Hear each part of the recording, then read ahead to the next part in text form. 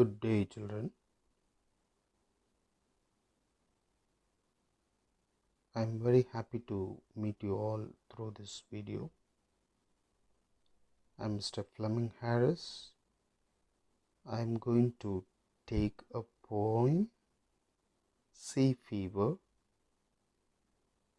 for 7th standard, 3rd term, Unit 1. This poem has been written by John Masefield.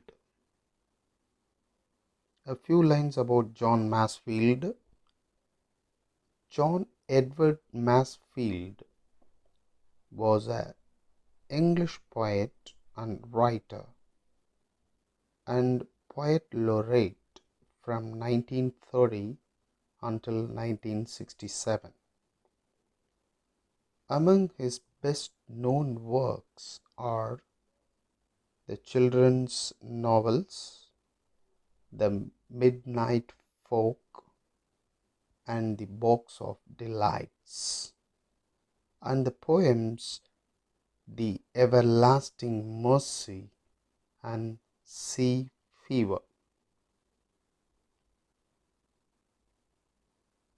Before I start explaining the poem, let me read the poem once. You closely follow how I am reading it, and you can also practice at home. I must go down to the seas again, to the lonely sea and the sky. And all I ask is a tall ship and a star to steer her by. And the wheels kick, and the wind's song, and the white sails shaking, and a grey mist on the sea's face, and a grey dawn breaking. I must go down to the seas again, for the call of the running tide is a wild call and a clear call that may not be denied.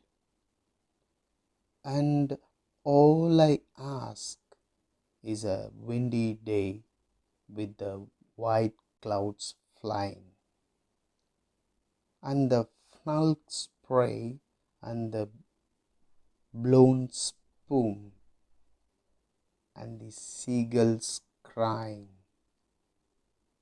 I must go down again, go to the seas again, to the vagrant gypsy life, to the gull's way and the whale's way, where the winds lie a whetted knife. And all I ask is a mere merry yawn from a laughing fellow rover, and quiet sleep, and a sweet dream when the long trick's over. Sea Fever is an excellent title for this poem because it refers to the way that for some people the desire to see the sea and be close to it and sail upon it can act in the same way as a fever which cannot be shaken off. Sea Fever is a lyric poem written in simple language. As we have seen the poem has 3 stanzas similar in structure. For example, each stanza is a quatrain consisting of 2 couplets. Okay, now let me go to the poem. During his tenure as a sailor, he had to face many seasicknesses, and finally in the year 1895 When his ship boarded New York City, he deserted the ship and walked out to be a writer. Even though it was his dream to be a writer, before he could make it, he has to sustain on many odd jobs and traveled lots of keep going. Finally, by 1902, he got his dream come true. His poems and novels started to get published. Being a sailor, he enjoyed the loneliness and quiet environment of the sea. In the poem Sea Fever, Masefield expresses his desire for sailing once again in the quiet sea under the quiet sky. He expresses his desire for the need of a well built ship to sail and a star in the dark sky to act as a guide. Soon the adventures would begin. As each day dawns, he wakes up to see the early grey mist rise from the sea. In the poem, the poet expresses his strong desire to get back to the seas. The call from the sea cannot be ignored or denied. He wishes that there would be strong winds that would blow away the white, thick clouds in the sky and take the sail forward throughout the day.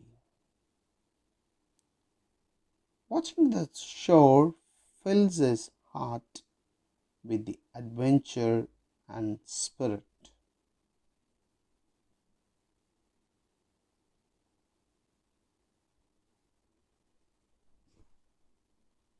The last para explains the poet would like to be a wandering gypsy. However, he could miss the seagulls and the white whales, and most of all, his time spent with his fellow men at the deck, listening to tales and good and silent sleep, which drifts into a sweet dream.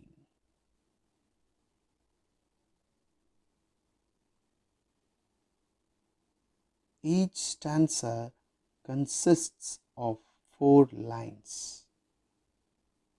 Before examining each stanza, one can see that the first 2 lines of each stanza rhyme, and the last 2 lines of each stanza rhyme.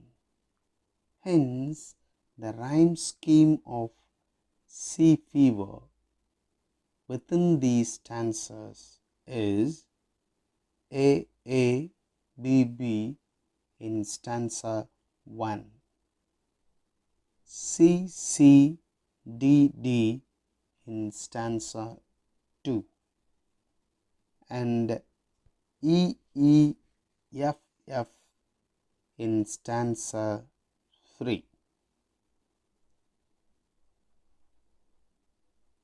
The poet clearly shows how Masefield had enjoyed his days on the sea, and he could like to have a part of it even after he has left is far behind following his passions. A beautiful, a beautifully laid out poem which could hold back the memories of the past. So, children, the sea fever is bringing the poet's inclination towards the sea and sea voyage. And in the sea, he did not enjoy anything. Being in the sea itself, he enjoyed. So, a beautifully, nicely, very excellent lines have come from the mouth of John Masefield. So we can also sit back in our deck and we can enjoy the nature out. I invite you all to read this poem again and again and understand the meaning of it and enjoy the meaning of it.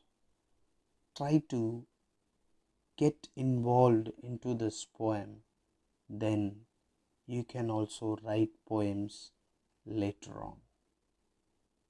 So, children, with this, let me wind this video. Have a good day, children. Take care.